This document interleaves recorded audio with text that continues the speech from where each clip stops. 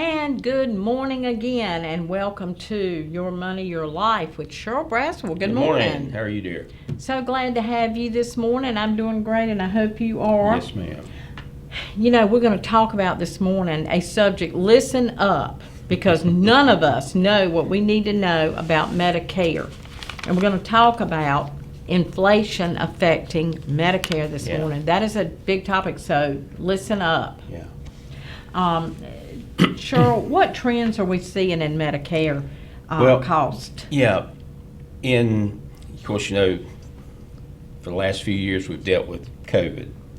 And one of the things that happened during COVID is hospitals were tough to get into. Mm-hmm. And a lot of people were scared to go in there. Right. Just because of the COVID situation. Yeah. And so during 2023, as we were, coming out of the COVID situation, the use of the hospitals and the doctor's offices started going up, because people had stayed away from doing surgeries during COVID period. And so now they're like, well, I really need to get this taken care of. Right. I need to get this done. Yes. So they started going back into the hospitals and for the things they had put off. And so, literally last year there was like a 25% increase in the usage of hospitals. Right. Pretty much, nationwide. Some areas a lot more than others. And so what is that going to do? Well, the cost of any medical product and the cost of Medicare supplement plan is based on, really and truly, the bottom line is, what does it cost us to operate? How much are our claims? Right. How much are we paying out in claims? And premiums really had been fairly stable for the last 5-6 years. Right. But year ago we started seeing increases.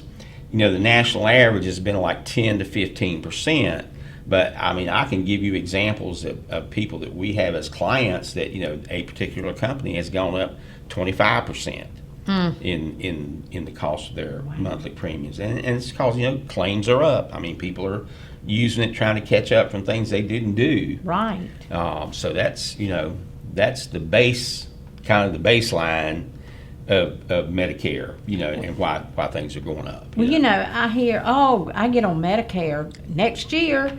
I'm going to be 65 and whoopee, I'm getting Medicare. Well, then they get Medicare and oh my gosh, I've had several people say, I have to pay for my Medicare, then I have to get a supplement, then I have to get a RX program, Right.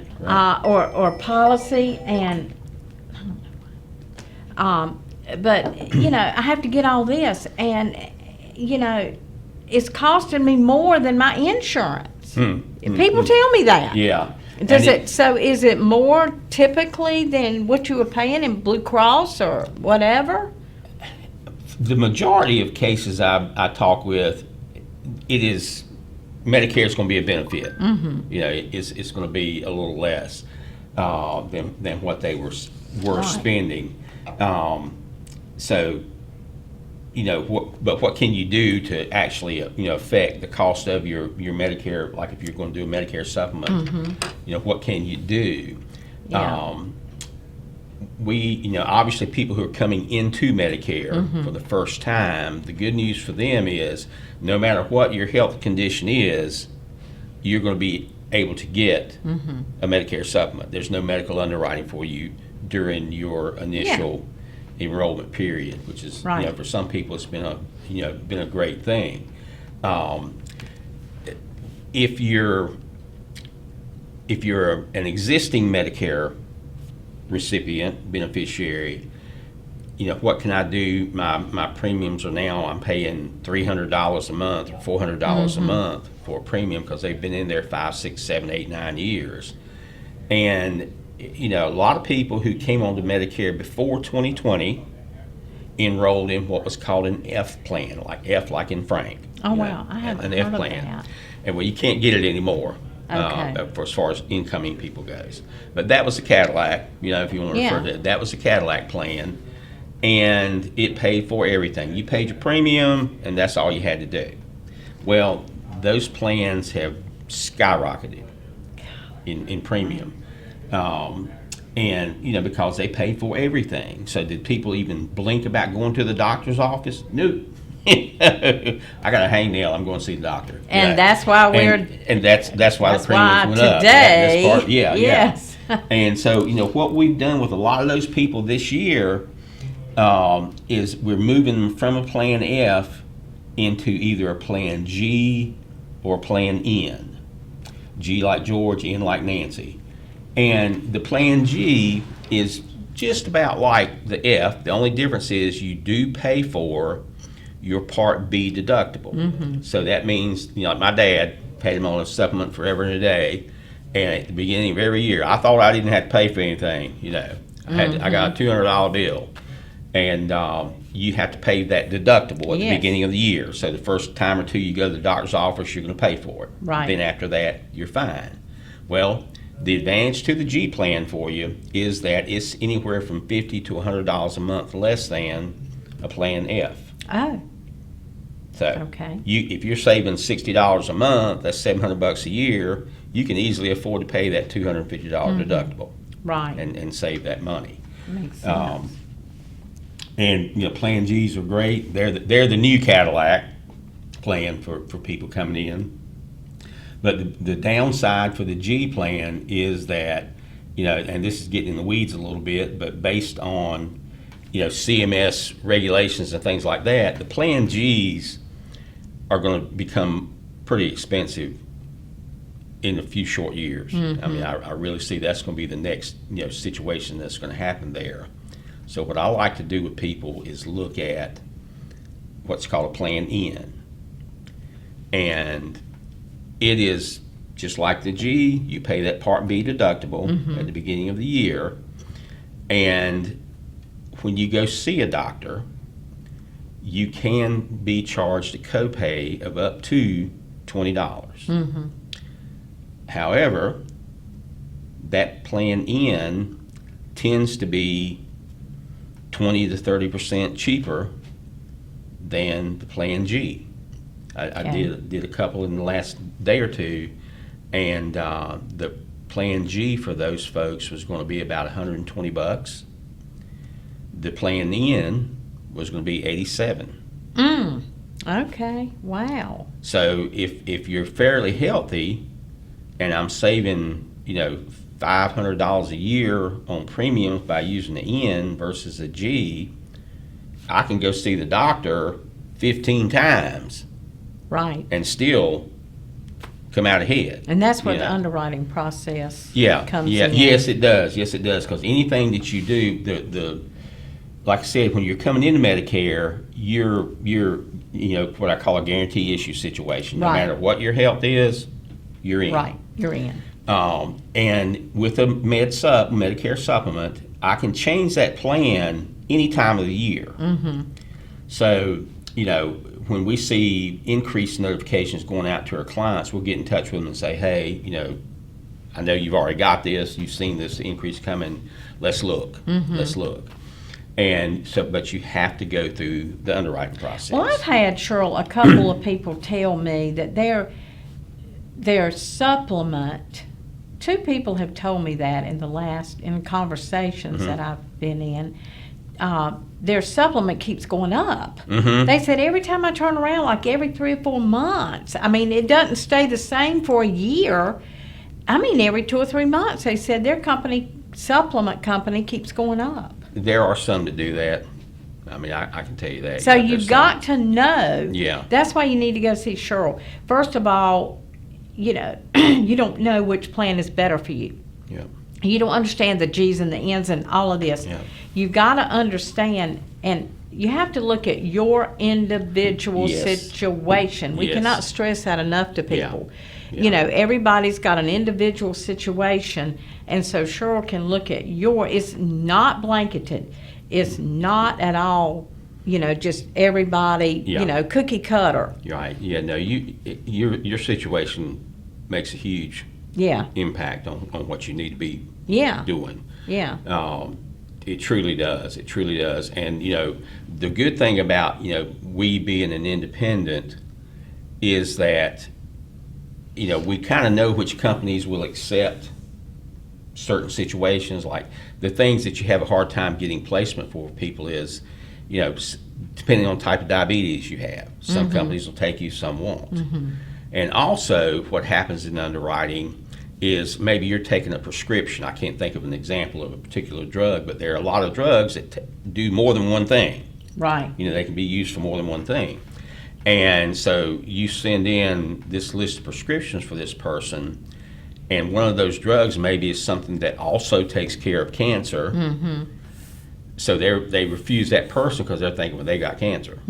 So what do? You're going to get a decline letter from the carrier, from that insurance company. That's when I tell people, you call me if you get that decline letter. Because then they're not going to talk to me because of privacy issues. But if you and I get on the phone together and call the company and you tell them, hey, I'm Susie Brown, I'm sitting here with my agent Sherrill Braswell, Right. and can you explain to me why I was declined? right. And then they'll talk, and then Sure. if I pick up on something they're saying, I'm like, oh, okay, so you're telling me that you turned her down because you thought she had this condition because of this drug. And the client's sitting there so they can tell you, exactly what the situation was, Right. and we can get you approved. Get you walk through that underwriting process Sure. and get you approved. I had one this year that has been the ultimate challenge. I had a lady who was taking a medication that seriously, I couldn't believe it. Called a manufacturer, talked to the manufacturer, $100,000 a year Ooh, for that one prescription. good grief. And the good thing was I called my Medicare supplement carriers and talked to them about this drug because it comes under Part B, which is, again, we're getting in the weeds a little bit. But it would pay for it. They said, no, we'll pay for that. We'll pay for that. And whereas I called, because I call everybody when I start looking, I called my Medicare Advantage carriers. I never could get a straight answer from anybody about whether they would pay for that or not. Wow. Which is a little unsettling. But a lot of agents are not going to take the time to make that phone call because I knew this one was going to be a challenge when they initially came in and talked to me, and so I just kept a track of the time I spent, and I had made up my mind I'm going to do this no matter what. I'm going to get this one through, and I spent something around 50 hours. Good grief. Getting all this stuff tracked down. So it. Well, we do that. Sherrill, if, as you said, you're independent. If you go to somebody that works for XYZ company, well, what are they going to push? Their company. So how do you know that's all they're going to try to sell you is the company that they work for? So if you go to an independent, they're going to shop. Yeah. They're going to shop for you. Yeah. And that's what you need. Yeah. You need somebody that's going to shop for you and find the best rate, but not only the best rate, because the best rate might not Amen. be the best thing. company So to don't work with, always yeah. say, I want the cheapest plan you got. Yeah. Well, then And- you're and going to if- get the cheapest benefits. Yeah, and if you want that, I can get it for Yeah. you. But I tell people I look at two things. Obviously, look at cost, but I also think about the service that I have gotten as an agency from that company. And if I'm having a hard time, Right. I promise you, you're You going to have are. a hard time That's dealing with right. them. That's I've got some exactly right. companies that I literally, in the last couple of years, I will not do business with them again unless something really changes because they were just terrible to work with. And I had too many clients come and say, hey, man, I can't get anywhere when I call to ask a question over there. And I said, well, let me remind you, call me first. Right. Absolutely. And if it's something that I think is going to be a hassle for you, I'm going to say, let me do it. Let me make some phone calls and see what we can figure out. But that's a big advantage working with independents. We kind of know which companies will do what things and who we get the best service from. It's experience. It's experience. Well, the whole point this morning is Medicare. Inflation does affect Medicare. I mean, as Sherrill said, with the COVID and all of that, and people not going and doing, and then it just snowballs. It does affect your Medicare, and so go see Sherrill. There's a number 316-8166. Call him first. Get an appointment. Please. And because he's out, he does go into homes of people that can't get out. So, he may be doing that. So you want to call, make an appointment, and so that you don't have to wait or go there and try to find Sherrill. So anyway, tell them where you're located. Yes, we're across the street from the Pizza Inn at the corner of Hunter Hill and Country Club Road. I call it the business condos sitting on that one corner. Yes. We're in the far right-hand end, closest to the intersection. We're right on the end of the building. Okay, as I said, go see the professional, because we certainly don't know everything there is to know or that we should know. So let's Sherrill will have your best interest in mind when you go. So anyway, all right, thank you, Sherrill. Thank you, ma'am. Appreciate it. See you next time. We'll see you in a couple of weeks, Yep. 2 or 3 weeks. 2 weeks, 3 weeks, I believe. 2 weeks, yeah. There's 5 weeks in the month, and that always throws me off. I know. But anyway, okay, we'll be right back with you with the K-Files. Well, no, we've got one more segment on the morning show, and then the K-Files. JP will be here, so we'll be right back with you.